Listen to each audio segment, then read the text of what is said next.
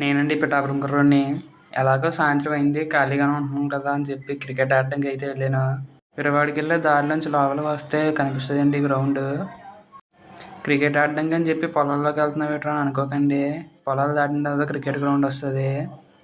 నాకు తెలిసి ఇక్కడ చాలామంది క్రికెట్ ఆడే ఉంటారు. టీంలో అయినా 11 మందిని చూస్తాం, కానీ ఈరోజు టీంకి 15 మంది చొప్పున వచ్చారు. చాలామంది అయితే వచ్చారండి ఈరోజు ఆడడానికి. అయితే ఫస్ట్ టాస్ గెలిచి బ్యాటింగ్ తీసుకున్నాం.